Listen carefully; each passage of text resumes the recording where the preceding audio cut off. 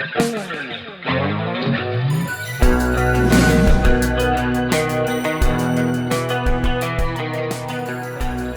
really exciting to speak with you, especially at such an interesting moment for bôa. And you're also about to play in Istanbul. So how's the tour been treating you so far? It was gorgeous. It was a really lovely tour, actually. And the audiences were so excited and filled with energy, and the band was great. And we got to stop and have a look at beautiful cities, and I saw wild boar, which was quite exciting for me. And yeah, it was really good. And it was the first tour of the year. We've had quite a big break. Yeah, so it's been really nice to be back on tour again. Istanbul is your final stop, and I can say it's definitely, it has its own kind of atmosphere. Yeah, we played at Zorlu last year, and we had the really lucky fortune to be able to have a little look around Istanbul. So we had a look at, I think, the Blue Mosque we went to, and the big tower, and yeah, we tried the drink that's made from oats, is it? I can't remember. Because we went in February and it was really, really, really cold. Looking forward to coming back again. Well, we're looking forward to see you. So going back a little, I'd love to talk about the band's identity and where it all began. I read that before landing on the name bôa, names like Sharon and Fright Chaffinch were in the mix, which feels wonderfully strange. And knowing that you love birds, I have to say the fright part sounds kind of funny, maybe slightly harsh on yes, the that's why we Chaffinch. didn't go for it. Yes, that was a definite no from me. Yeah, we all threw ideas down, and I think Alex came up with bôa, and we all went, yeah, all right. So nobody argued. That was the first one. And my brother was like, no, but Sharon. And we're like, no, not Sharon. So, yeah. Seeing that you are in like a outdoor place, and I heard that you like birds. So I always felt there's something very pastoral about bôa's music. Like, it kind of feels like being in cold water or lying in the grass on a hot day. Does that feel accurate to you? Like, did nature or that kind of imagery influence your sound? Absolutely. And I think we all, one of the things that was so lovely about bôa was we'd rehearse all night, and then about 2 or 3 in the morning, we'd kind of finish rehearsing and songwriting. And then we'd all go for a walk through the forests near where Lee used to live and Alex used to live. And that was in the beginning. And we'd go for miles, and just with the moonlight. And we just all really loved nature and sort of walking through nature. And it was kind of wholesome, really, you know, for young people. It was a nice thing to do. And I think nature has always been like, music and nature have been the ways that I've kind of managed to keep sane in my life, is to go for a big walk. You said that music was like a path for you to be okay. And knowing that you grew up in an artistic family, did music feel like a natural form of expression for did it also come with its own pressures that you had to succeed? Yeah, my father really didn't put any pressure on me at all musically. In fact, the opposite. He was quite wary for me to get involved in music. And I was very, very interested in literature and writing and poetry as well. And so that was from my mum, because she was also a poet. So there was, both sides of them were very creative. But I actually thought I was going to go to art college and be an artist and all kinds of things, but it all went differently. And before I knew it, we were just doing music. And it was mainly because my brother set up the band with his friends, and they needed a singer, and I was downstairs, and then they said, can you sing? And now I'm here. Well, so, it must have been a hell of a ride. Especially fascinating now is that how that identity you're talking about when you guys were like becoming a thing, it has found its own way in an entirely new generation. Well, over the last years, you found a whole new audience. What's that experience been like for you? Well, it's been really lovely, because I think the kind of people who come to our shows are probably the kind of people who, well, they get it, you know, and it's nice to see that they get it. And it's very broad, a broad range of different people. And I think that's right, because bôa really originated with a broad swathes of different people who had different interests, and somehow we managed to find something together. And we're all very they're quite intellectual, quite curious people, but at the bottom, I think everybody who's been in bôa is generally a very sweet human being, like wholesome. You know, the kind of people who'd help you out if you needed anything, you know. So Yeah. You said that people get it. What do you think they get? I think they get the sweetness. I think they get the depth, that curiosity and the anger, you know, that you want things to be different, maybe. Sometimes you feel a bit powerless, but you kind of still have that energy and drive to kind of want to be involved and want to make things better in your life, in the world around you. I think there is a lot of anger in there. Well, certainly for me, in terms of where I come from with my lyric writing, you know, about wanting things to change and get better, and finding it sometimes quite frustrating to navigate emotionally through life, and understanding that part of that is you and part of that is them. And I think that's what maybe our audience gets, but I don't know. I'm ascribing a lot to other people. I'm not sure, but yeah. Do you think that? Yeah, of course, I do. I also think that your music kind of drifts from one genre to another, from one feeling to another. And that's why it resonated so much with our generation, because we are like really unsure about everything. We get bored easily and we don't know what's going to happen next. That might be why it clicked. I also I was wondering about the emotional part that you were talking about. There's nearly 20 years between Get There and Whiplash, and I read your interview with Lillian James from KTSW, and you described Whiplash as being shaped by breakups, breakdowns, and divorces. So as time passes, emotions can lose some of their sharper edges. Compared to the intensity of Twilight or Get There, what did those emotions feel like on Whiplash? Well, the emotions are there, and they're certainly not as reactive, but they're bigger, and they may be more dangerous in the sense that you sort of, as you kind of realize day to day, you realize your impact, perhaps, maybe, and the consequence of your actions. And that leads to a whole deeper swathe of kind of emotional turmoil, but you don't present it as quickly, maybe. Well, I don't know. Actually, I do. I do present it very quickly. I don't think I've grown up at all or changed at all. But I think maybe before I wouldn't express it as much. I'd go very quiet.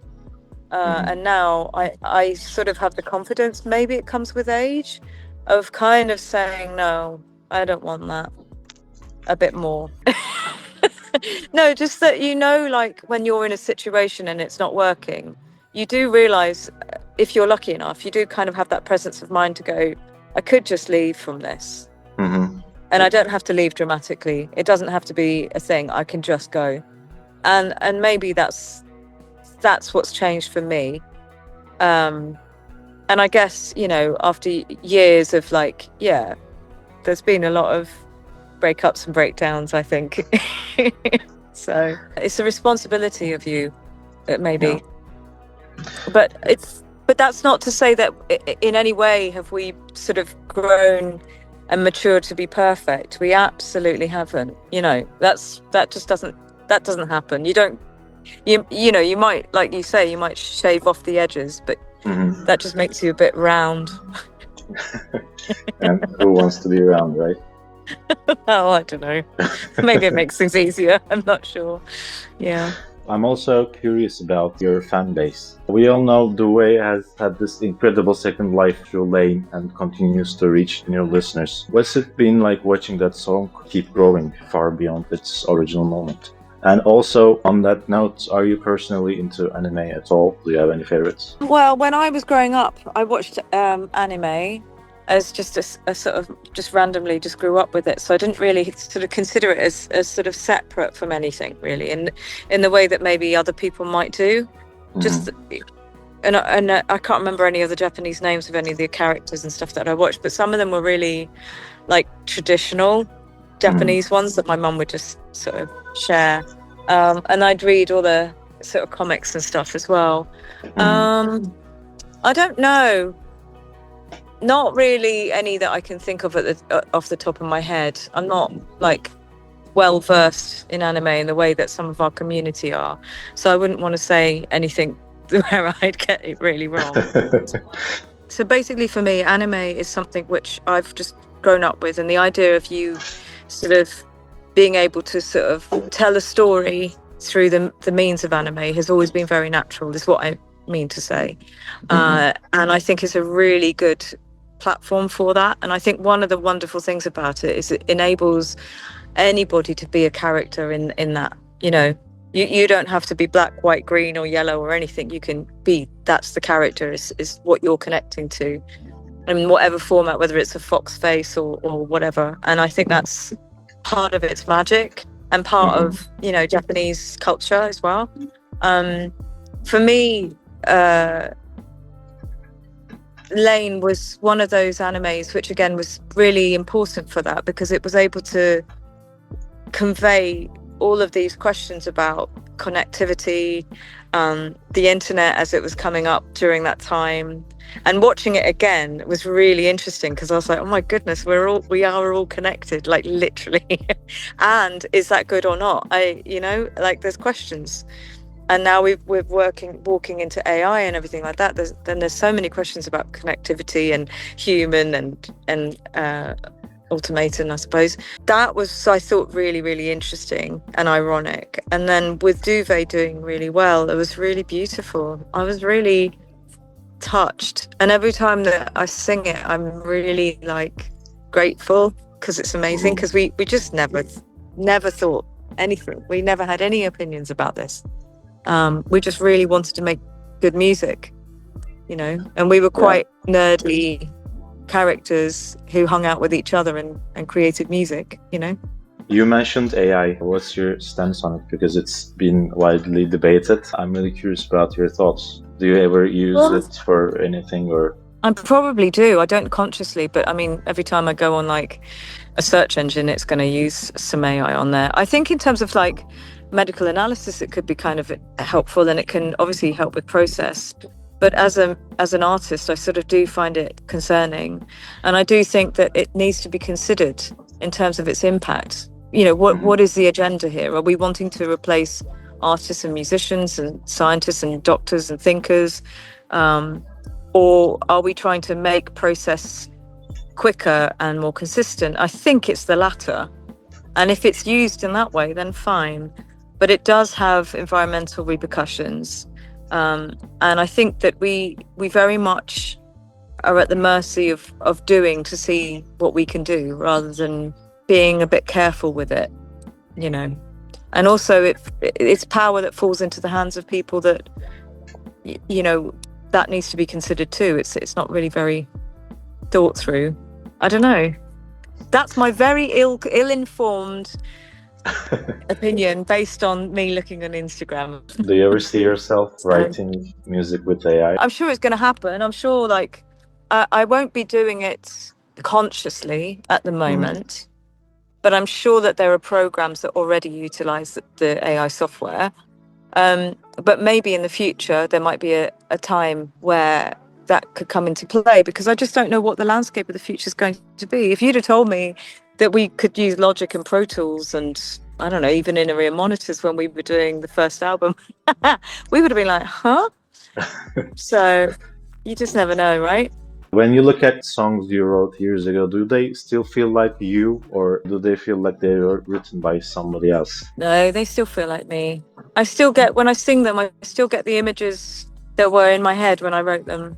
And they're obviously mixed with other images now, and they can be mixed with images of some of the people at the shows or other experiences through life, and they may take on a different meaning as well. I lost my mum to cancer in September, and that's okay, but it's thank you. I'm taking a lot of comfort in singing, because a lot of the singing is there's a healing, and I purposely chose to find ways to add in healing in the songs. because I found that helpful for me, and it's really helpful for me now. So that's really nice. And I like who I was then, and I like who I am now. And when I sing those songs, I see her again, and that's nice.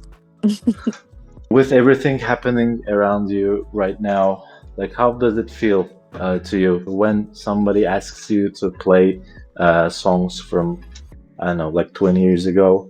You go like, no, I wrote new material and you're gonna hear it and like it. Do you take it personally? I think the fact that we have got a newer album to play helps.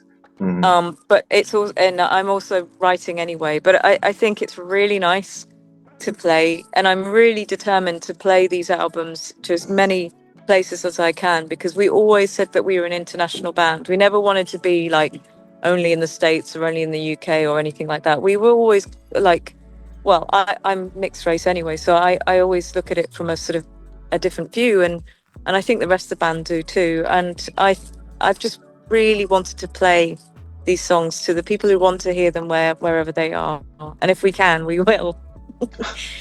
Even if I have to get a bicycle and like swim or something to get there. Thank you so much. It's been a real pleasure, and I have to say we're really looking forward to seeing you in Istanbul. Yeah, great. I've prepared a playlist with Turkish songs that I feel like you may like. Oh, fantastic. I'd love that. Share it with you. I'd really Thank you love so that. much. Thank you. All right. Take care. Take care. Bye bye.